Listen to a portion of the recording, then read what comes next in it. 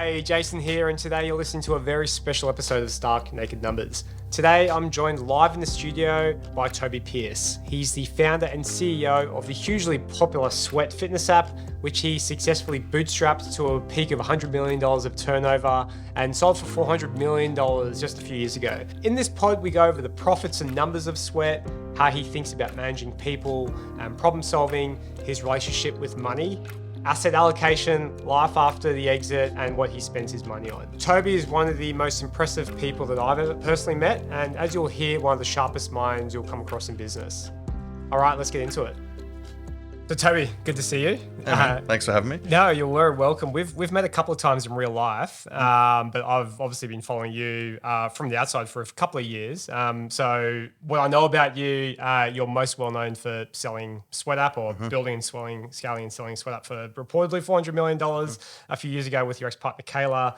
I think I read the business did about 100 mil of turnover at its peak, completely bootstrapped as well, which is enormously impressive. And that was a few years ago now. Today you're doing a bit of consulting work to a lot of high growth founders, and also the CEO of Easy License, which is like a marketplace for learner drivers. That makes sense. So, and you're still young, right? How old are you? Like early 30s? Just turned 31. Yeah, that's so impressive. So I'd like to sort of start with Sweat, amazing outcome, obviously. And I think you and Kayla created that, built and sold the business in, what was it, 5 years or? Yeah, sort of. Yeah, there was a couple of different stages of businesses beforehand, but effectively, we kicked it off at the end of 2015, as an app, and sold it sort of middle of 2021. We would have probably sold it 2 years earlier, but the deal fell through 32 hours before it was meant to close. So to a different buyer? Different buyer. Oh my gosh, right. Yeah. That would have sucked. It was very character building. Yeah, I bet. And so you're one of the more impressive people I've met throughout my short career. But, to build that amount of value in a relatively short amount of time, we're talking, 5 or 6 years, most people don't successfully ride and catch a wave like that, right? So I'm really curious to understand. First question, was the business always profitable from day one, or was it one of those typical kind of J-curve business models? No, it was hyper profitable early on, and then we deliberately kind of invested out of that, to effectively achieve that, really accelerated growth up until exit. And that was really just a judgment call based on what was happening in the market at the time, what was attractive to investors, because there was a lot of other, there was billions of dollars of VC investment floating around in the fitness industry, most of which imploded shortly after or while we were doing our deal. Peloton probably being the best example. They built $55 billion US worth of market cap over a sort of a 6 or 7 year period, listed in the US. Now it's worth 1.47 they're billion. A shell of what they were. Yeah. Hemorrhaging money. And so what was the first iteration of, Sweat? Because you mentioned there were a few stages of it. Super short, in-person personal training, developed the, philosophy or methodology for training for women. That went to group fitness franchises. Where I launched a few of them myself. I was 19 or 20, I think, when I started that. So you're selling programs to other personal trainers? So I employed trainers to run, classes on my behalf. Yeah. That then presented this whole opportunity for, people want to be able to do stuff outside of those classes, and they want to know what to eat, et cetera, and sounds very obvious now, but you create content, and give to them, which was not very obvious. It was pretty much infomercials at that point. Yeah.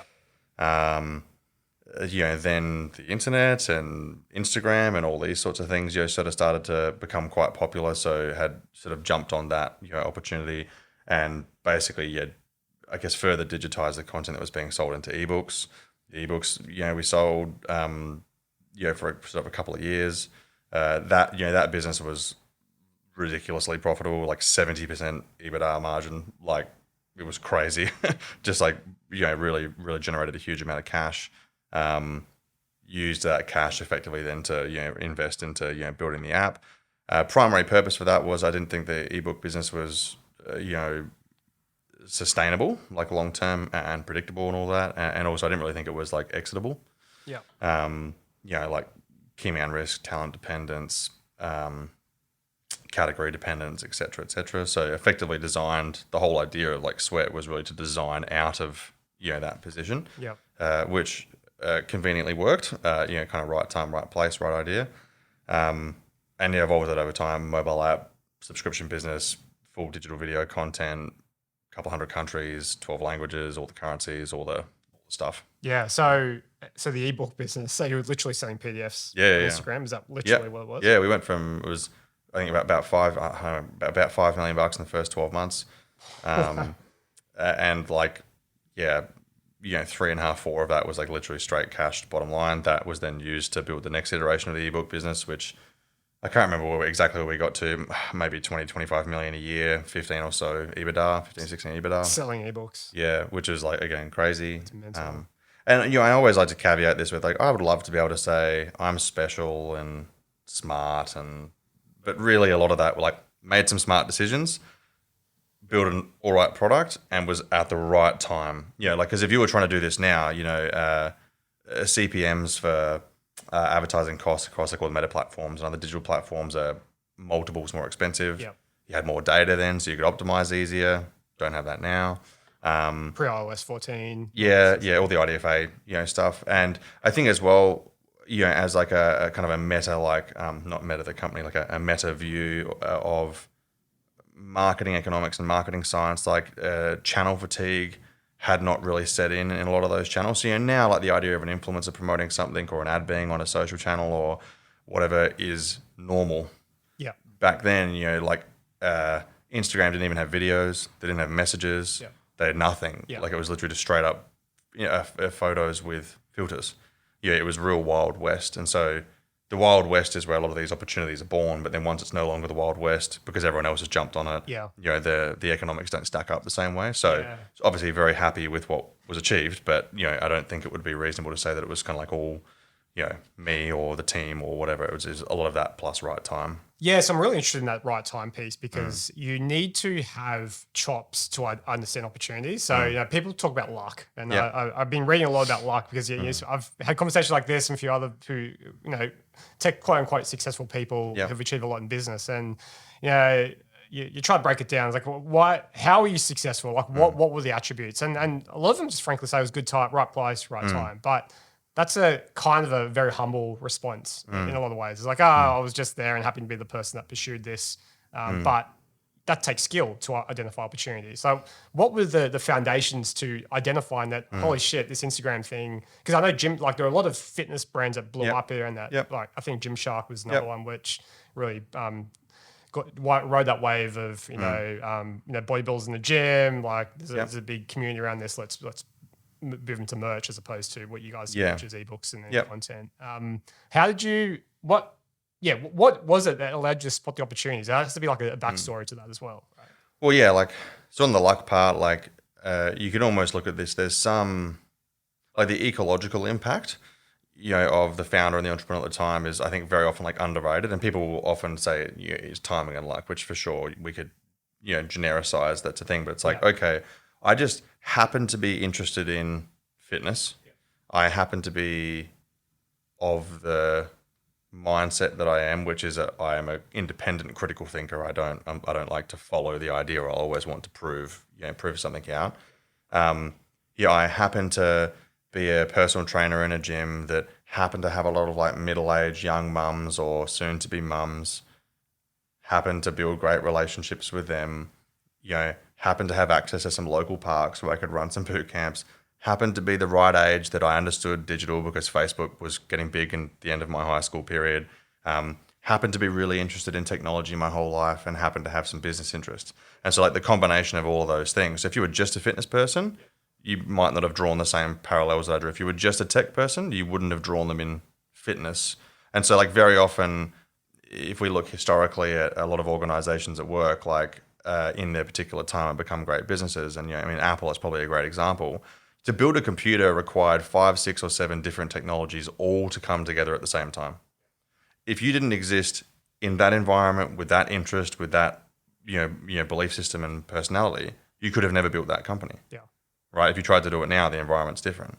Right. And so, in this particular context, I happen to have tech interest, business interest, fitness interest, and knowledge, kind of some knowledge across all of them. I happen to be young, happen to be a little bit naive, and all those things kind of came together at the same time. So you can call that timing and luck and whatever, but I think from a more analytical standpoint, there's lots of other factors that contribute. For sure. And so your relationship with Kayla, was that, were you kind of in the background kind of pushing that image of like, hey, let's build an influence? I guess the influencer, was that even the term back in the day, or was this you should build following and profile? The word influencer didn't even exist. It was you're a celebrity or nothing. Yeah. Yeah. And then the idea of an influencer, grew. And so like using Gymshark as an example, they're probably one of the earliest and best examples of the current model. And again, it's augmented a bit over time. Yeah. But of the current model of using influence that people wield to leverage sales. And obviously, if you look at like another great example, Nike,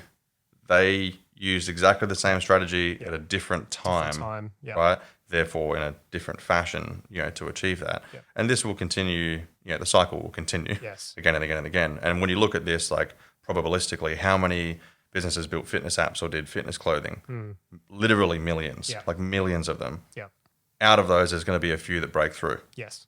Sweat was one in our industry that broke through well. Yeah. And I think the difference with like the whole influencer creator movement, I think because I always look at businesses in different inflection points, because you spoke about like Nike and Jordan, right? Like influencer led growth or marketing is not a new thing. People have been doing it for decades. The model is different. The model has changed because Instagram really lowered the barriers of entry for influencers, just for creators to become influencers, right? Like I don't need to go through an agent to find Michael Jordan who happens to play for the Bulls. Yeah. I can become an influencer, right? Just by anyone can. Anyone can, right? It's a dangerous place to be as well. Just as a side note. Yeah. So like because there's a big trend of creator-led businesses like Mr. Beast. There's Jake Paul. Like there's a bunch of these and you question like Prime, if you've tried Prime energy drinks. Like my personal opinion only, it tastes horrible. Not my thing.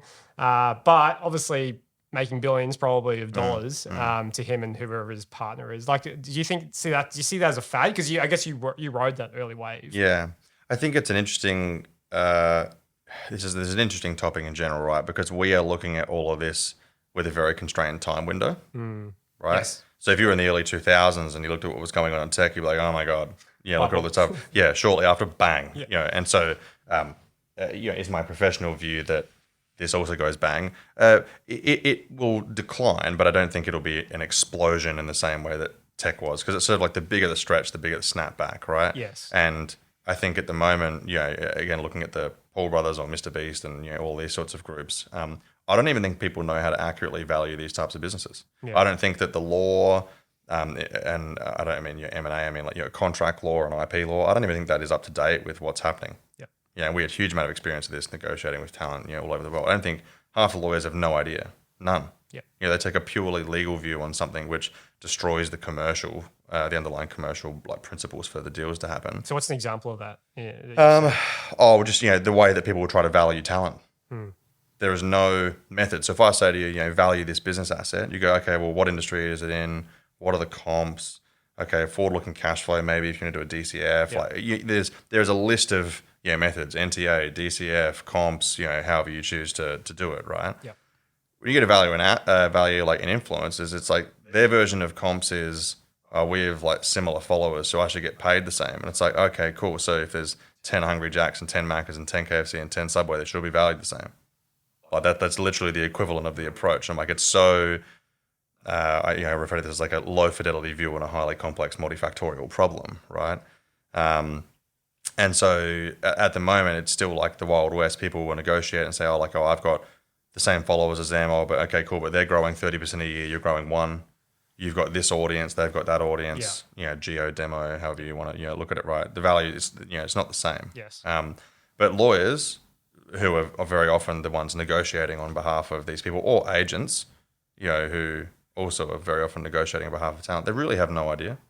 That issues deals that got done, but if we go back to the tech piece, it's like, well, lots of deals got done during the tech bubble. Were any of them a good idea?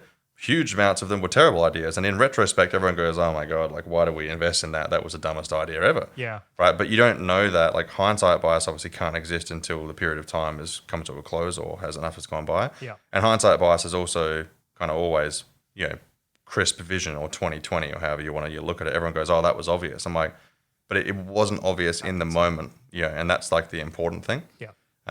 So yeah, like I think there's still another 5 or 10 years probably for that, the creator economy, if you want to use that to prove it out. And also as well, I think the important thing will be to look at like who actually is a primary beneficiary. Yeah. So like if you look at companies like Prime, the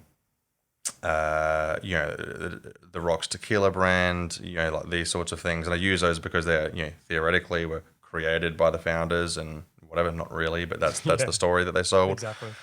Like when you look at those, like who's really winning, it's like, well, removing any cash incentives, like just looking at equity, basically everyone who comes in when it is successful loses. Yeah. Kind of like the IPO market. Yeah. Most of the winning on IPOs is done by institutional investors, and whatever in the pre-IPO or kind of series, DCBA, like depending on where you came in. Most people that are involved after that lose. And so like, the founder entrepreneur talent probably wins a decent amount. Normally there's some PE or VC involved. They normally win a bit. But then after that, it kind of fizzles out. Yeah. Right. Like we're seeing that now. Yeah. The corrections. Yeah. And again, this is something that not a lot of people talk about publicly. And that is that if you, looking at this objectively, like most businesses over the long term fail and die. Almost 100%. But that's very rarely spoken about, or if it is, it's a very, very short period of time. But when a business is like on the rise, raising VC, winning, does an IPO or an exit or whatever, it's like, cool, this is great, hurrah, and we talk about that because it's, it's a cool win. But after that, 5 or 10 years later, let's say the Rock's has sold a tequila company, it's been bought by an equity group or some other kind of strategic aggregator. Cool, and 5, 10, 15 years later it dies. So it's no longer cool then because it's old and the Rock's no longer involved and all this sort of stuff. So we don't really get like a fair, real analysis on the health and value of the companies that are being built, which creates a very like unsafe culture of commerce, for certain people involved in that area. So do you think, so let's apply that lens to Sweat. Do you think Sweat is or will be an enduring brand? Enduring, like let's put a time scale on that, maybe 10, 15 years. Yeah. Yeah, but like after that, without, and like all, things in market analysis, without like significant change, adaptation to technological trends, et cetera, no, it wouldn't be. Yeah. But in saying that, a huge way about the huge like underlying thesis and the basis upon which the organization was built was to achieve like entity independence. So it's like there's no key man risk. Yep. So I don't know exactly where the business is at now, but the trend that it was moving towards when we gotten rid of it was 2 or 3 people contributed like 95% of the revenue. Yep. We were rapidly scaling that down by bringing in other people. Is in the trainers like So imagine like if Netflix had 3 videos and one of them was watched by everyone and 2 wasn't. Yes. Right. That's kind of the equivalent. Obviously, they've built the capability over time to do that. That's what makes Netflix enduring. If they couldn't repeat, it wouldn't be enduring. Yep. Right. Yep. Yeah. Yep. But even that, like if you went back 20 years and said, oh, well, television, will Channel 9, Channel 10, Channel 7 be enduring? Everyone would be like, well, of course. You're an idiot. It's TV. Why would you ever think not? Yeah. Yeah. Like News Corp will be safe forever. Yeah. And now? Yeah. So time scale is a really important thing when considering this. And again, like it's all based on your objectives because if, for me, my objective was build equity value and exit. Yeah. So I achieved my goal. Yeah. If you were to publicly list that and then look at it in 10 or 15 years' time, would it be a great idea? Well, for the non-IPO investors, like pre-IPO institutional group, for the mums and dads and the brokers and whatever, probably not. And that's kind of the general trend for like 99% of businesses. I won't name names, but about 80 or 90% of the IPOs that were done during COVID, however you look at that time span, about 90% of that equity value is gone. The equity funds, the institutional investors, and some of the founders made heaps. Yep. Everybody else, see you later. So the bag. So I think the time scale is important. When looking at value derived and who, ultimately who is the beneficiary. So you set the goal. So your goal was to build equity value and sell. Like why did you what formulated to get to that? Well, why was that the mission for you personally? Yeah. So I like to practice like radical transparency with this sort of stuff. Yeah. So the honest answer early on was because that's what I saw in America. Like literally that simple. Like I think this is something that a lot of people who have had any degree of success sometimes fall into the trap of. They give the answer based on what they understand now. They don't answer the question based on what they understood then. So at that point in time, I was like, all I saw was, oh my God, VC capitalism, Yeah. America, Awesome. win, and that was literally that simplistic. That was the dream. I love it. Maybe a year later, I was like, spoke to about 150 investors and heard about some failures. I was like, okay, shit, that's not great. Started to understand a little bit more about like long-term business. I'd read The Intelligent Investor and read all of Buffett's minutes for like 30 years and all this. And I'm like, well, these guys are pretty good at this. I'm not. And so it would be really irrational for me to believe that I understand something that they don't, at least until I can prove it. Yeah. Right. Haven't proven it. So what can be learned? And the more I looked at it, I was like, cool, this type of business structured in this way, blah, blah, blah, may not be the best thing to hold forever, which reinforced my exit idea, but added a lot of subtle nuance about how to get, the deal done. And that was the reason why we initially gone to market in 2019. I would have articulated it in a less sophisticated manner at the time, but basically was because I knew the market was about to peak for that business in that industry at that time. And so like there was so much frothy, activity going on. This is right pre-COVID. VCs were just throwing money at subscription businesses of any type. And then health and fitness and mindfulness. Oh my God, the industry is CAGR is 25%. Let's go. And you can always see this if you look at like big Statista or like broad spectrum like market research reports. Who's looking at those? All the VC and PE funds. If it says this industry is good, go. Yeah, like it's kind of that simple, right? I wish it wasn't, but it kind of really is that way. There's 2 points I want to unpack just from what that passage that you just shared. So the first one was, I think a lot of people romanticize business and particularly mission statements. It's like, you could have said, well, it was easy. My mission was to, get women with my target market to be fitter, healthier, more active, lower rates of obesity around the world, change people's lives, right? And then that is a mission statement. And, you probably had a narrative like that to inspire the troops, to get everyone driven, motivated. But your intrinsic mission is to get people's money from their bank account into your money, your bank account, right? Yeah. And I think people think that's a bad thing. No. But the thing is, and I always look at this, and again, this is my attempted impartial view. We had tens of millions of people around the world who got at least some benefit from our product. In exchange for that, we were able to employ hundreds of people who presumably got benefit from their salary and education, their family, et cetera, et cetera.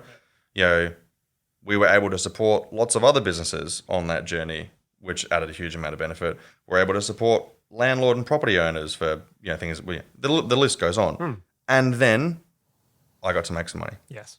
Yeah. And I love that answer because a lot of people aren't just, to say that is like, well, that's what I'm doing. I'm unashamedly tell people like, what's your goal? To build my net worth. That's literally my goal. And the goal, our mission of our holding company, which is not public, is like our goal is to compound capital at greater than 25% per year. Right. And then our mission. And you'll be in the upper quintile performance for all investment funds in Australia, and the global stats are a bit different, but for Australia. And then you can objectively say, well, we did it as one of the best here. Yeah, and we try the best, and we've got these results, and that continues to be the mission, right? It's not some grandiose view of I want to make everyone's lives better or change the world. And I think that as entrepreneurs, we, include myself, have fallen into that trap where you think you need to come up with this big mission statement, and it's fluff. It is fluff. It has its purpose, right? Because for the reasons that we spoke about before, but. I love that you're so very transparent and radical about. No, the goal was to make shit ton of money. Well, but and this is a thing. That's my personality, and we could talk a lot about what that indicates about who I am, and both of us, and where I sit on the spectrum and whatever. But I think the thing is, I think I actually said this to someone the other day. I was like, proven methods for winning are massively overrated. Right? And practicality is massively underrated. Massively. Just kind of do what needs to be done to achieve the goal. And even on this, the strategy or strategic planning thing, however you choose to label it, it's for the organization, it's a comms tool. That's a communications framework designed to achieve alignment, reduce friction in decision making, et cetera, et cetera, et cetera, right? And then from a commercial perspective, a strategy or a strategic plan, or however you want to label it, really is, in a formulaic sense, it's the goals that you set, the measures that you set for things you want to achieve. It's the work that you believe creates the basis to generate those results. It's the resources you acquire and or commit to deliver the work, and then it's the way you justify it. That's the formula, right?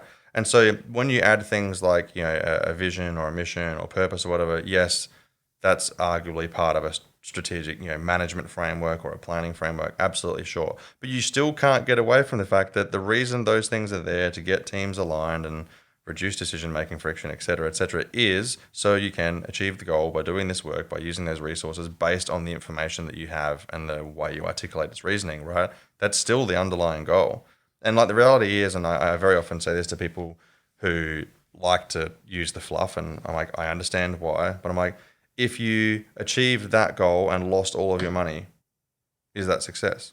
And no one's ever said yes. Yeah. So I'm like, cool, well then let's start from the position saying, well, what is success? Then let's figure out how we communicate that to get engagement with the team. Yeah, I love that. Not the other way around. Don't Yeah. engage the team and then hope you win.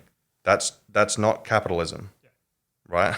And as much as people might like to deny it, if you're not doing this to achieve business goals and or go on a journey and win and grow and all this sort of stuff, it's like, well, then either don't play the game, go and build a charity, or something else. And there's nothing wrong with that. Like there's no judgment on that, but it's like, I think it's more so that people want to live under this, like, what you said, like romanticized view of like what entrepreneurship is. Cool. I can put it in my bio.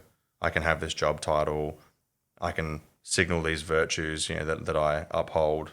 When the reality is like that's not even remotely close to what business actually is or is meant to be about. So you sold the business like at the peak, right? Just before, just pre-COVID, but you said before that you noticed signals. There were signals that kind of led you to believe that you were at top of market. Like, what were those?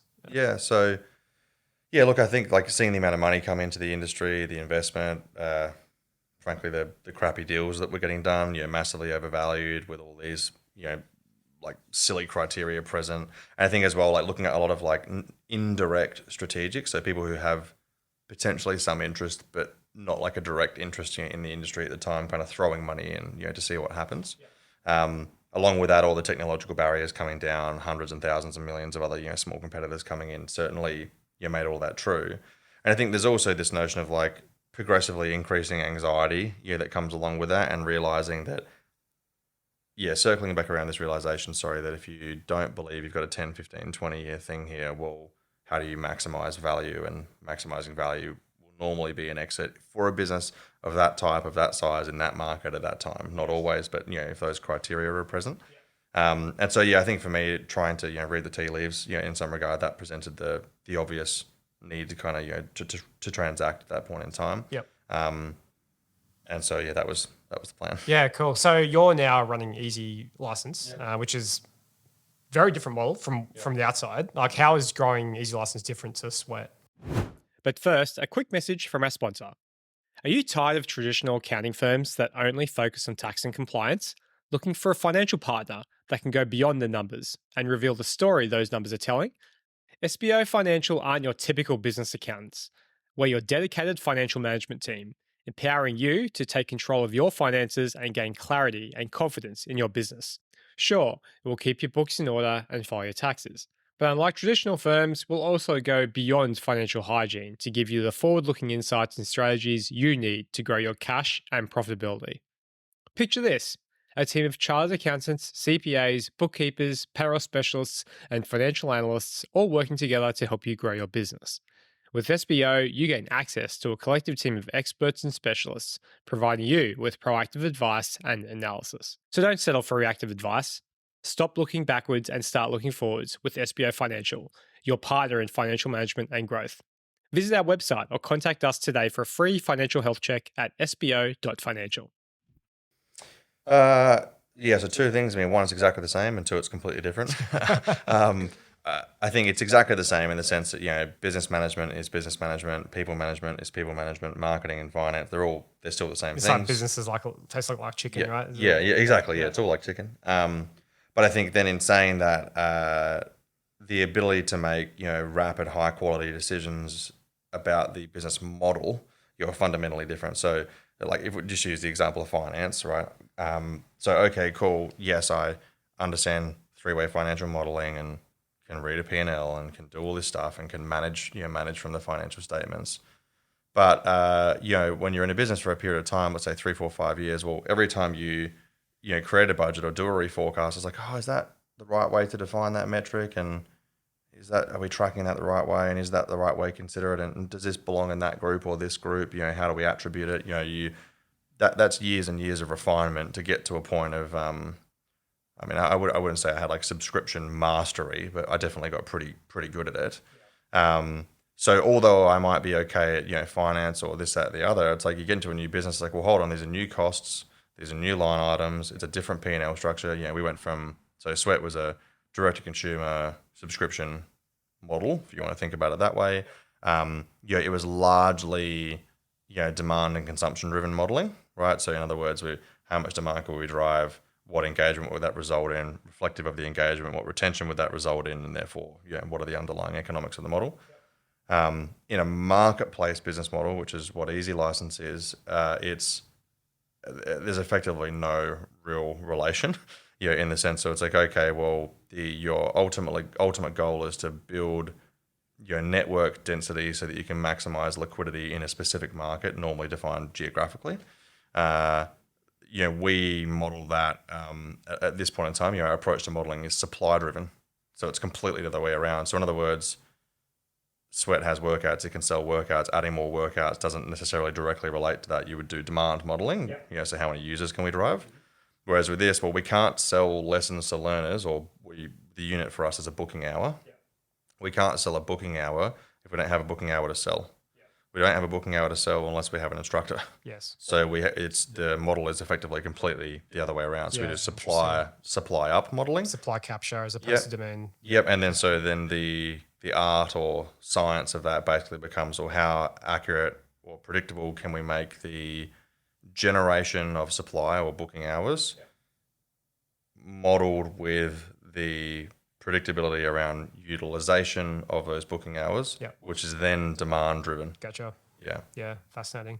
And so talk about trends and opportunities. What opportunities do you see in the market that if you weren't already pursuing or you've thought about, what do you think entrepreneurs could be looking at that you've identified? Yeah, I think we're at an interesting time in technology. So I think over the last, a long time now, but my lifespan, from the late 90s to sort of early 2000s, so much new tech, and in my opinion, simple tech, like as in tech that can be broadly understood by people who are non-technical, right, has presented all these massive, opportunities. So like, as an entrepreneur, maybe I can't build a website, but I can understand what a website is and how to use a website and, conversion rate optimization. I might not be a marketing scientist, but I can kind of generally, fumble my way through that. Yeah. Right. And so that presented huge opportunities, and we've seen that over the last 2+ decades. Now we're moving into this world where a lot of the technology that is like really snazzy that is coming is almost not at all understandable by general individuals. So space tech, most of you are already out. AI, machine learning, most of you are already out. So like that, and that's not more or less complex. It's just less generally understood as an idea.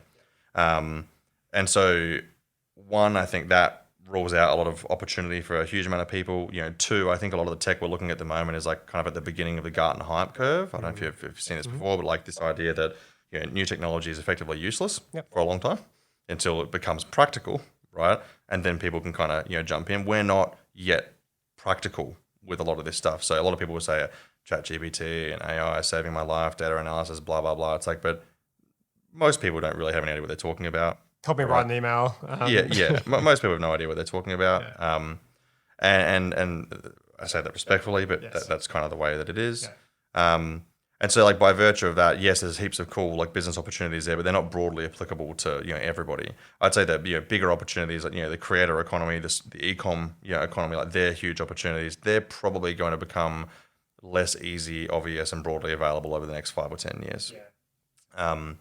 If you were to like subtly change the question, like so if you had a little bit of pre-existing capital, like where's the opportunity? I think that's quite different. Like I think, and we've spoken about this a bit, the small to medium-sized businesses that have, great EBITDA margins, have existed for 5, 10, 15 years, that have, older founder owners who like want to retire. That's a massive opportunity, real cash accretive businesses that there's so much opportunity there, but that's a little prohibitive in the sense that you have to have some capital, at least baseline capital to get there. And so I think going back to the other point, I don't think that those things that like that tech complexity is prohibitive to everybody, but I do think it creates less broad spectrum, opportunity. Yeah. Yeah, awesome.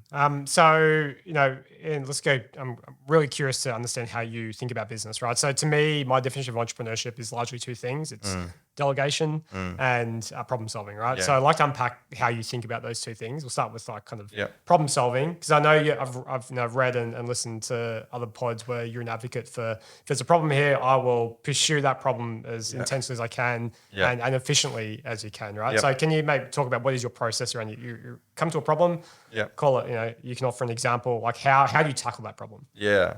It was one of the best examples that's near to me is actually jiu-jitsu, like as a martial art, right? And I'm not very good at it, but I use it as an interesting What belt are you? learning experience. What grade? Purple belt. Okay, so you're not a noob. Yeah, I've been at it for 6 years, but the more you do it, the more you realize you're a noob. Like that's the whole thing.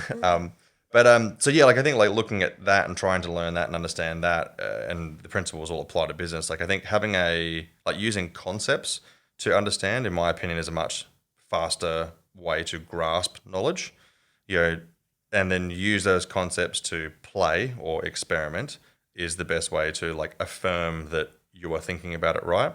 So like as an example, in jiu-jitsu, like understanding, the ideas of like position and control and submission and efficiency and action reaction, these are really basic things, and trying to understand how they play out is great to accelerate your understanding. But then you need to do the training, do the mat time, spar, or whatever people want to call it, beat each other up, right, to do that. So in business, it's kind of the same thing. Like you want to understand these broad concepts. Okay, well, I have a product. There's ways to measure if it's good or bad. I use marketing to build demand for said product. There's ways to measure if it's good or bad. I want to understand the relationship between those two financially. There's ways to measure if that's good or bad. Getting really broad spectrum, like kind of simplistic or first principle understandings about those things is super useful, up until the point that you then need to do it. And I talk a lot about this, continuum of having like an intellectual bias or an action bias. So some people really want to intellectualize things and understand them. Good, right? Some people really want to just do shit and get shit done. Also good. But only being one or the other is really unsafe. So you have to, in whatever order you choose, intellectualize a little bit to kind of get the grassroots foundational understanding, take that, and then take action to actually test and learn. Yep. So I think, the whole problem solving piece for me is really about understanding ground level, taking that, experimenting, collecting feedback and data, iterating my understanding, and going back. And this is just a feedback loop, right? Yep. Yeah. Yeah. And in terms of the delegation front, you've scaled. How big? How many staff did you have at Sweat leading up to? I think we got around 100, 120, I think. Yeah, so you got like 120, people, different worldviews, different beliefs, different, genders. Like what's your framework on managing and, incentivizing people? Yeah. So maybe a slightly counterintuitive view, like on the delegation piece, right? Like I'm not done with my thinking about this, right? Because I saw you wrote it down, and I went away and did some thinking about whether I agree with it or not. But this idea that's like, do you ever really, like, does delegation really exist? Effectively, was the question I posed to myself, which was that if you have a well-organized group of people, you're never delegating in the sense that they were employed to do a job and they do the job. So you're not delegating work to them. It's just that's the responsibility of the role. If you look at a really early on company, obviously you have to be a jack of all trades initially, but eventually you phase out of being a jack of all trades and you end up with just a team structure where people do what they should do. Yep. But yeah, look, I think like with the people and, like business and people management thing, my view is like perhaps a little mechanical. And so it's this idea that, performance first, engagement second. And what I mean by that is that, don't attempt to make people happy or like love their work and then ask them to perform later, because it's a very it's not a sturdy foundation to operate from. We should seek to help them get to the point where they can perform and otherwise do their job and need to do what they do, and then find ways to make that engaging, right? Because otherwise you're kind of leading yourself down an unsafe garden path, if you will. And then that ultimately brings you back to what actually is the idea of performance? And it sounds like a really stupid question, but what does that mean? Because if you want to incentivize someone, well, for what? It's for performance, and then this becomes a really broad question. But in my opinion, effectively, to employ means to make use of. So an employee is someone we want to make use of for a particular reason. That is always work. We want to make you do work. We want that work done because that generates a result, and that result is what you calibrate performance against, plus behavior. So the framework I've always used at employee performance management is really, I use this framework called OOBA, which is OOBA, outputs and outcomes, i.e. the role is designed to deliver work and that work should achieve an outcome. And then your behavior and attitude, that's the overlap. And so I've always looked at this, like, even if you're a really nice person but you deliver shit results, you're out, right? If you're a really shit person but you deliver epic results, you're out, right? So you have to deliver results and be a great contributor to to the culture. And then so the way you build that and foster that or incentivize that basically is, so one, you must have an incredibly tight business performance management cycle. So I would look at this, weekly business reviews, monthly business reviews, quarterly business reviews, quarterly employee performance reviews, all of that sort of basic stuff. And then you lay over a really simplistic kind of articulation of your operating values, so behaviors and attitudes that you expect that will exist, and then you design a cadence around removing or curbing that, right? So for example, a lot of people would look at like a company town hall. Let's all get together and just talk about the business as a useless activity. From a people management perspective, it's like, well, you could use that to talk about company performance. So item number one, performance. Well, you're incentivizing performance by doing that. Item number two, employee of the month. But why are they employee of the month? Well, they either performed really well against outputs and outcomes, or they did something that was culturally awesome. Yeah. And so the company values in some way. Right. And so, like, just as an example, so if your goal was to incentivize performance against outputs, outcomes, behavior, and attitude, well, the top two items that you've made interesting to the company are, well, did we win or lose? Objectively, one. And two, who are the people that are doing the things that we otherwise want to see? Yeah. And then the third part, which is a little bit more invisible, is over time, it's your job to prune people that don't perform, prune people that don't have the right attitude. Because a lot of the time, there's this like invisible, silent performance deteriorator, which is not getting rid of idiots or rude people or underperformers. Because in the same way that you can run a town hall and talk about performance and talk about good values, you're proactively or explicitly signaling that those things are good. You implicitly signal that being rude is okay if someone talks out of turn or is abusive or toxic. You implicitly signal that being lazy is okay if you walk past a group of people doing nothing for an hour 3 or 4 times in your office tour and they just sit there and you say nothing. You implicitly suggest that performance is okay if you do a leadership team monthly business review and 4 out of 5 functions do great, 1 does terribly, and you ask no questions and you don't push on it. So a lot of this is actually, in some regards, build the foundation and structure to actually have it operate, but then it's the level of discipline required to actually hold people to account. And that's like, I talk about this quite a lot with the people that I work with and even the people who are in my team now. I'm like, this is a little simplistic, but the gap between where someone is in their career, performance wise, and where they want to be is normally a product of time, because there's always time, and then that there's a deficit in your capacity to be responsible or disciplined at the level that you need to be. And a really easy way of looking at that is athletes, right? There is no secret why Michael Jordan or Kobe Bryant or LeBron James or whatever, they're not good at basketball. They're not even good in the NBA. They are the best of the best of the best. And if you look at their training regime, mentally, physically, et cetera, it will be night and day, versus everyone else who is there. And so if you look at an organization, the difference between a junior marketer, a head of marketing, a CMO at a small company, a medium one or a large one, normally is time and the discipline and responsibility required to actually do the work that needs to be done, which is behavior and attitude and generating results. That stuff's just so exhausting to me. Like I'm an accountant, and the stereotype is like mostly true. Credits and debits. Yeah, debits are great, black and white. Yeah. People management, not my thing. Like I actually hate it. It's probably the worst part of my job, and thankfully we have people that do a lot of that. Is that people management natural? Does that come natural to you? No, I was terrible at it. Yeah. And or still, I was gonna say there's a solid argument that I'm not great at it, but Yeah. I'm less terrible than I was. Yeah. And I think like it's an interesting point that you make, because a lot of people, and especially in small business, come with this belief that they have to do it all. Yeah. And there's this really interesting idea and like subtle difference between does people management need to all be an individual capability, or can it be a business capability, right?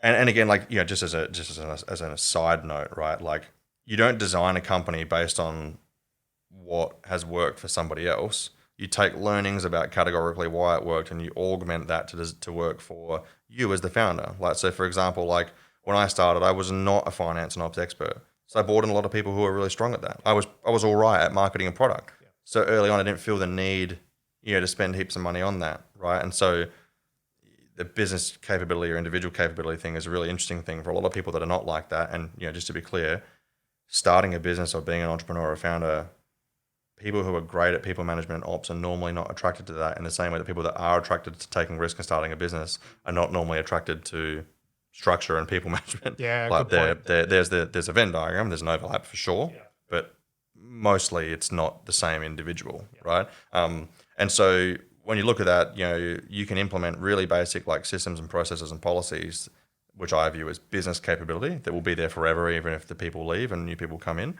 But that kind of mandates like 75 or 80% of the battle, right? So for you, then rather having like 100% of the people management responsibility, it's like, well, we have public performance reviews for the company. You own your functions. Like it's kind of publicly obvious, like whether you're winning or losing. I don't need to proactively follow you up all the time because I have a forum, weekly, monthly, quarterly that'll do that. Then I have a quarterly review with you for people management. That's my 20% or whatever, where we will look at these results and I will provide you feedback. And after a short period of time, if we're not getting that, then I will graciously support your transition out. Yeah. And sometimes they don't want it to be gracious, but you'll graciously support the transition out. And like I can confidently say that like 95% of my stress and like wasted energy and emotion pretty much was people management early on. It declined over time as my skills hopefully got incrementally better. Yeah. But yeah, I think a lot of people start from this position that like they have to be great at it all, and it's you don't. You just need to be good enough. That it's not destroying what you're trying to build. Yes. Yeah. And so you've got the benefit of like advising founders now, based on your experience. You work with 17 consulting business. Yeah. Like, what's the main pain point you see across, all the major blocks that you see across the business that you advise? So as a runoff of the point I made before, it really is just varying degrees of discipline. Yeah. So are things defined well? Yeah. Are decisions even made? Not good ones. Are decisions even made? Like, because the early on, journey for a lot of people is that they're the boss, they're in the control seat, no one holds them accountable. That's a big problem. Yeah. Right. And then that leads them to be allowed to avoid the things that they otherwise need to do: people management, business management, et cetera, et cetera. And most of the problems are kind of the same. They don't have great reporting. Because they don't have great reporting, there's a lot of like subjective debate. The subjective rah-rah debate ends up becoming arguments because people don't have sophisticated ways to communicate. Yeah. And that's the next one, is that the communication in the organizations are normally bad. And so because of these like either unsophisticated or outright lacking kind of business and people management foundations, so much stuff kind of goes to waste. And the stress and all that like compounds. Because like fundamentally building a business, once you've got the right skills and team, doesn't actually need to be stressful, but getting to that point really is. But that the time horizon for people to kind of go through that transition is normally reflective of their ability to make the necessary decisions, have the level of discipline that's required, and do what needs to be done. Yeah, makes perfect sense. So I can switch gears a little bit to talk about the money side of your life. So it sounds like you're already financially successful even before selling the business, right? You mentioned your 7 to 10 mil revenue second year of business. So like, how did you come from money? No. So I left home when I was 16. You left home? Yeah. Like, why'd you got on my car, left, and then you just left? Yeah. Okay. It didn't go back. Right. Okay. Yeah. So you were without a home. effectively broke for a really long time. Yeah. And so, okay, so you're doing PT and stuff. So that was your paying rent, whatever. And then I guess you start first iteration of Sweat, you're selling ebooks, you make tens of millions of dollars. Yeah. How does that change you come from someone who's come from nothing to like suddenly a lot relative to your age and career trajectory? Yeah. So obviously I can only talk to my experience. So this is not necessarily like a rule. And again, going back to like, I'll try to tell what actually happens, not the way I see the world now, because I see it very differently, obviously, the way I did then. But so to put it into perspective, you go from making like $17 an hour, right? Working a couple of half days a week, do PT, make a couple of $100,000 a year run rate within 12 or 18 months, do some franchises, make the better part of $1 million run rate, after a couple of years, do digital, make 10 plus million, right? So you can see the curve is incredibly steep. So, at an earlier point in time, and I see this happen a lot with other people that I advise now, different financial numbers, but emotionally the same thing. It's like I effectively got to this point where I was like, well, I must be pretty good. I must actually know a lot of things other people don't. Yep. Which is not an entirely irrational view when you have that level of experience and exposure. Yep. And so I now refer to this as like the Midas touch bias. So it's like you've done a couple of things and they've worked really well. Well, fuck, everything I do is going to go great. Yeah. Some people call it, confirmation bias, survivorship bias, however you want it. There's lots of subtle different versions here, but I call it the Midas touch bias. And then inevitably what happens after that is you make a whole bunch of really stupid decisions and you lose, right? Not much losing happened for me, unfortunately, for quite a long time. But I say unfortunately, genuinely, as in I think it would have been a really useful benefit for me. So I actually got to sort of 2016, 17, and was beginning my personal development journey at that point. So before it was really all just like hustle hard, let's go for a few years. Anyway, I came to this conclusion that was really bad. It was a really bad place to be, to think that I was winning. I was the boss. I had way more money than most people my age and all of my friends. I'd achieved more success than most of them, et cetera, et cetera. And I was like, that's actually not a good thing. What was the realization? What triggered you to have that? I started reading. So I'd read quite a lot as a kid, and then I had a bit of a break when I left home or whatever. And then I kind of had gotten back into it, reading about behavioral economics, psychology, Kahneman. Daniel Kahneman, thinking fast and slow. Got all the Adlerian psychology, Rogerian psychology stuff, and started studying through that. I was like, okay, I've got work to do. This is really not a good thing. Yeah. And so I decided around the same time, I was like, I'm going to go snowboarding because I like the snow, but I'd never been. And I'm going to jump out of a helicopter and snowboard down a mountain. That was the thing, right? Number one. And number two, I'm going to start MMA, right?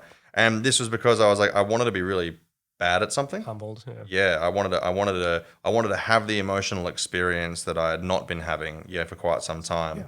Yeah. I wanted contrast. And anyway, so long story short, jumped out of the helicopter, did the snowboarding. Well, I was terrible at it, but it was good fun. But the MMA was the real thing. This is how I got into jiu-jitsu. That was the real thing. It's like my first couple of classes, I got choked out by a person unconscious. I was like 20 kilos heavier than. And so, as a guy, go to the gym, lift some weights, think I'm pretty strong, all this sort of crap. I was like, all right, interesting. What's the problem I'm trying to solve here? And of course, when you're at the beginning of that, people refer to this as the Dunning-Kruger effect. You're kind of at the beginning of that competence journey. You've got super high confidence, and you're going in to have a crack. And I was like, I can problem solve this. Anyway, so about a year later, I'm still getting choked out constantly.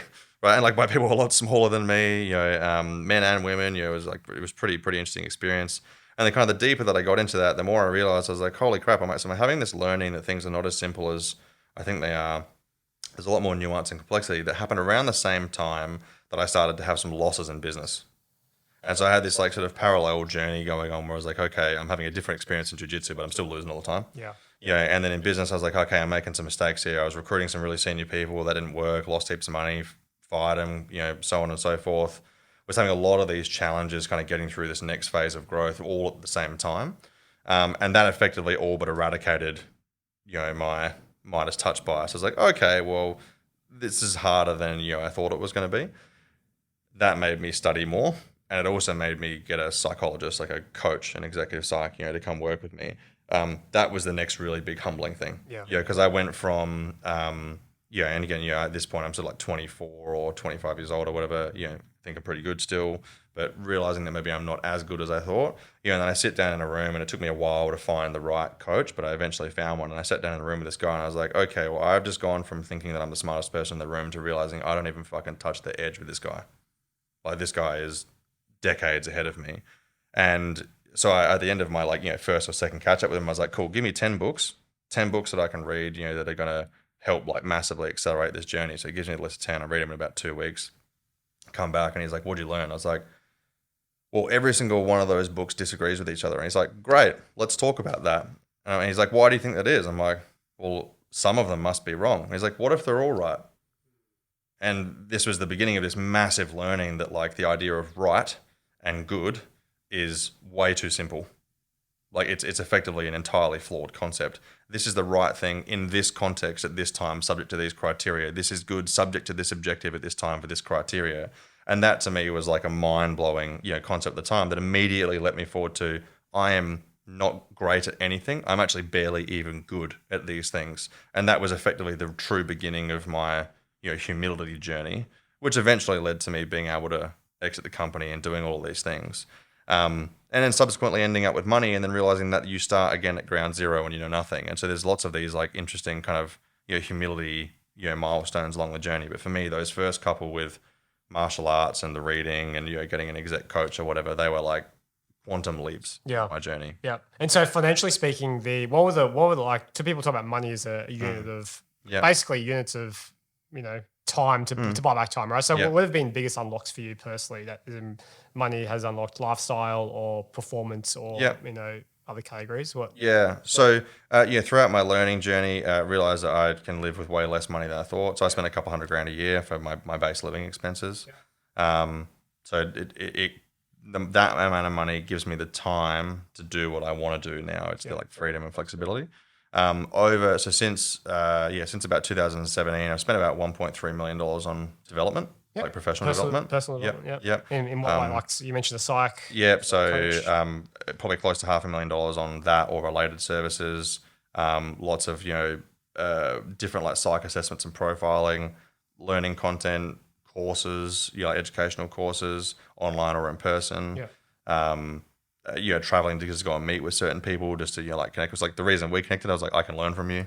That was literally the reason I reached out. I was like, things, because I was reading your content online. I was like, I can recognize that you think about things the same way that I do, but you're far more sophisticated in this specific area. I want to talk to you because you can help me learn things. And so that cost me money because I flew here, whatever, and we caught up, that first time. So like those sorts of things, are really where the money's gone. But you can't do that without the money. You can do some of it without the money, but it's a lot easier. And also connecting with people. I don't like this reality, but it is a reality. But like trying to connect with people when you have a public record of having won at something is a lot easier than when you haven't. Right. And so like for me now, most people that I want to reach out to talk to learn from, and they're very often surprised by that. I recently connected with another guy who I'm about to catch up with, who's one of Australia's kind of best e-com guys. And I was like, oh, hey man, I'd love to learn from you. He's like, that's weird. Like, because they have this assumption that I don't know, I know stuff. I haven't sold a business for $400 million. Like, why asking me these questions? And I'm like, but that's an unsafe way to think about it, right? Because I'm like, heaps more about this thing than I do. Saying that you know a lot more about a lot of finance related things and probably investing and stuff too. But yeah, I think that investment of time and money is valid, but it does become easier when you have a public track record of having achieved something that people believe to be good. Yes. Yeah. And so do you sometimes wish, do you think that overall that public brand, the public image has been net positive or net negative to you? Because you seem like a very thoughtful, introverted character. The idea of being on the front page of AFR rich lists or whatever would be frightening or maybe uncomfortable. Yeah. So I think the most valuable media that I ever got was the negative stuff. Yeah. Because like, I believe, so like, jiu-jitsu, right? It's all good. I can voluntarily go there and choose to be uncomfortable. I can be uncomfortable on my terms. Being like outright publicly hated or like shamed or attacked or like whatever it is, or any other examples of these things that are completely against your own control. I lost a deal in 2019, completely out of my control. I think that those things are actually, they're even better development journeys. They're not comfortable, fun, and enjoyable, but they're incredibly good development, journeys. Yeah. So I think the media, good and bad, it's net positive for like personal development emotionally, and I think it's also like net positive because there's at least some public belief that I know something about something that allowed me to have some sort of success that people believe is good. Yes. Yeah. And so with that in mind, do you ever get anxious that you might lose it all? Like you come from nothing, all the time. Where does that come from? Your upbringing, or just like I've worked so hard to get here? Yeah. So my model about money, like my mental model, my belief system about money was, I'm not 100% sure it could be built worse. So so like in my childhood, for a variety of reasons, not having academic qualifications, not having status, and not making money made you worthless. So that was the lesson that I learned. Yeah, and I observed that through kind of verbal, language. I also observed a lot of like scarcity mindset and fear mindset. You should always save your money, never spend it, never invest it, don't do any of that because it's all a fraud, it's all a lie. My mum used to like get her weekly paycheck, withdraw it, get envelopes, label them based on her budget, and put the money into individual ones, put it in her handbag, and carry it around. My father-in-law still does that. There you go. Right. So that was the way it was, done. So when you've got that kind of like, fear and scarcity behavior around you, plus not having money and being told that not having money makes you useless, like that, it's pretty reasonable to then say, well, I want money. I want enough money to not have to worry about it. Yeah. Which like early on in my journey was certainly a motivator. Later on it became less of a motivator. I realized that I actually just love the game and that's why I want to play. And then of course this interesting like transition happens, and it's an invisible transition. That is that you eventually get to a point in time where you have enough money. If you didn't do anything completely dumb, you'll have enough money forever, but you don't consciously, that's not like a speed bump you go over that reminds you that you've hit it, right? And so my coach and I had this conversation when I lost the first deal. He's like, well, how much money you make from your investments? And I was like, X. And he's like, okay, can you live on that? And I was like, yeah. He's like, what's the problem? I'm like, well, I don't like that. I don't like the idea of losing. He's like, cool, but that has no relation to whether or not you're financially secure. Yeah. And so, that was the beginning of my, one of my other like, kind of big turning points. And then eventually you exit, if you are lucky to exit or whatever it is that you achieve. And you get, it normally kind of comes in dribs and drabs, big checks or whatever that come over time, depending on the way that you've done the deal and whatever, and who's bought it. But, got that kind of like, first, big like lump sum check. And, there's this really short period of time where that's like novel and like fun and cool. And then shortly after that, because I'd bought a new place, had exited the company, I wasn't employed anymore. I kind of get to Monday morning, go and have breakfast at my favorite cafe, go home. Didn't have a bed because I just moved house. I was like sort of sitting on the floor on an inflatable mattress. I was like, well, firstly, like, what the hell do I even want to do in life, and who the hell am I? And then secondly, well, I'm looking at this like bank balance. I'm like, that's great. No pride, of course. Can't feel pride for that. No pride at all. And I'm sitting there and I'm going, okay, so I spent years of my life, trying to like get to this point in time now, and like if I touch that, it'll disappear. Yeah. And so that's another whole different type of mentality to navigate. And I say this to people all the time. They're like, you spend all this time trying to build money so you can have a great lifestyle, and you get the money, and you're like, well, what the hell do you want to do with it? Well, you want to invest it. You don't want to lose it, but then you have no idea about investing. Yeah, it's like keeping money or preserving wealth is different to making it, right? Yeah. It's like avoid permanent capital destruction. Yeah. But then that's a really big, demotivator to do anything. Yeah. Right. And so in some regards, like building wealth is actually easier than keeping it. And again, I think there's a lot of data actually that suggests that that's not untrue, generation to generation. But yeah, the emotional journey with money is really hard, like really, really hard. And like even now, so like with Easy License, for example, I'm the biggest investor. I'm the CEO. I take a very small salary, all this sort of stuff from the business. But like I actually sort of like have this like constant internal battle. I'm like, I know my stuff. I can kind of see how this will play out one of several ways. And so like I invest my own money into the business, and I continue to be the biggest investor in all the money that's gone into it. But that's still fear. Yeah. There's still fear there. I use believability-based decision-making to overrule the fear, but it's not like there's none there. Yeah. And I'm not sure if having no fear is a good idea either. Because, so it's this like balance, right? Yeah. And if you had a pie chart of your allocation of like investments or money, like what does that typically look like? Right now? Like on a net asset basis. Yeah. Trying to think. Depending on how you allocate book value. Half the stuff's subjective. But. Yeah. 20x revenue model. Yeah. No, I think, you probably look at like, I'd say about 50% of my money, give or take, is deployed into like backing myself to build things. Okay. Yeah. That's still quite, it's high conviction. And you've got the track record to demonstrate that. Maybe, and then out of the remaining 50, like say maybe 10 or 15 points of that are in like, like income yielding boring bonds, or blah, something. blah, blah, whatever. Yeah. And then kind of the remaining balance that is split over a variety of kind of like medium and high risk, investments. Like my goal actually, and this is more of a novelty, but it's kind of a real, goal I want to work towards. I actually don't have any money in anything unless I own it. And purely that's because like from a investment principles basis, it's I don't believe that like broad diversification is great super long term. You should concentrate but in a small pool of things, and that's diversified, if that makes sense. Yeah. Things that you have influence or control over. Right. Which and that leads me to my next point, which is like, so if we kind of believe in any version of like Keynesian economics and efficient market hypothesis, it's like, well, it's going to kind of do what it's going to do. Unless you have special skills and knowledge, you're not really going to win. Yeah. I'm like, well, if I own things and I have some degree of active involvement, and I have any belief that the data of my experience indicates that I can do things at or better at or a higher standard than other people in market, then it would be illogical or irrational to get out of that. The problem that I have at the moment, which is that this is just the anachronistic nature of investing in returns.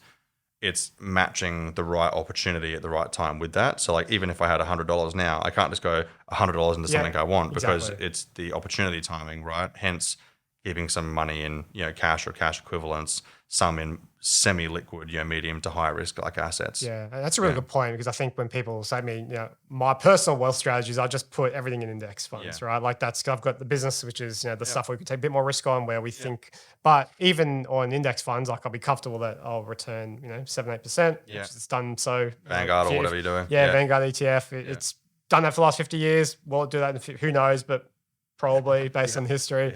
But the question is, what edge do I have? I have zero edge, which is initially why I don't invest in public stocks either, because I'm competing against the rest of the world. There are a lot, hedge fund managers, people a lot smarter than me buying public stocks. I'm going to pick it. But in private investments that we do, I like to think that we have some influence or control or some edge that we can beat, our own market or whatever the standard is in that industry or category. Which is the bets that we play, and so that's how I sleep at night. So interesting that you take that same approach, but you're probably less about the diversification. You're like, well, I'm just going to go all in and diversified things like control, which is I think I read like Alex Hormozi, that's kind of his approach. It's like well, even like like Charlie Munger and Buffett talk about this as well. They're like the idea of diversification. It's like, why do you need to put money in all these small things? Well, because you believe it reduces the risk. It's like, well, what's the risk? Well, you think that some of them are susceptible to significant external market factors, et cetera, et cetera, et cetera. It's like, well, just find ones that are less susceptible. Invest in stuff you understand and intimately know. But when you look at this is a rabbit hole, right? When you look at the finance industry, it's not structured that way. Like brokers are incentivized to sell stocks. Right? Like, they're not incentivized to get you a high return, despite that's very often the pitch, right? And so that instantly, like that single dynamic renders most of the advice published globally almost as redundant, right? And then to your point, it's like, well, if there is huge organizations, Vanguard, BlackRock, or whatever, that have done this, and for 50 years they've kind of generated these results, it's like, well, they probably will do better, blended, because it's a blend of risk, right? Than stock picking. Right, like it wouldn't be reasonable to say that that's a better idea. And also as well, like although we like to think that we know a lot about anything, like as a species, that we know a lot about, like money and finance, like we've really only been at this for a short time. Like speaking. A couple of 100 years, it's not really a long time. And again, this comes from listening to people like Ray Dalio, I read all his books and whatever, and I would never profess to really understand much of it. I can kind of generally grasp the concept and idea. But you listen to that guy and you kind of listen to the argument, like, that seems pretty reasonable. This is a part of a really, really big system. It's a really, really big system. So why would we think that, like, putting money in that one individual stock at this point in time, like, what do we even know? Like, nothing. So it's like, okay, well, I back myself. I'm going to back myself to do, businesses. And they don't need to be, like, sexy or cool. We've spoken about this, right? Like, I don't care if it's publicly a cool business or not. Like, the coolest thing to me is like winning in that game, and that's normally measured by commercial metrics. It's not measured by media headlines or if it's a cool tech or trending or whatever. It's like I just want to win. Is there anything that you want to share with the audience, or anything you want to say? No, I just honestly thanks for having me on, and thanks for responding to me when I reached out initially. Thank you. I saw that. I was like, I know this guy. Like, what are you up to, man? Yeah. Right. Well, we're here now. We're here now. This is awesome. Yeah. Well, thank you again. It's been a pleasure. Thanks for having me, man. Thanks, Toby. Cheers. If you enjoyed this episode, I'd love it if you could take a moment and leave us a review on your favorite podcast platform. We've got plenty more episodes coming your way, so make sure you subscribe on your app of choice. You can also find more financial insights at starknakednumbers.com or follow me on LinkedIn. Thanks for listening. I'm Jason Andrew, and this has been the Stark Naked Numbers podcast.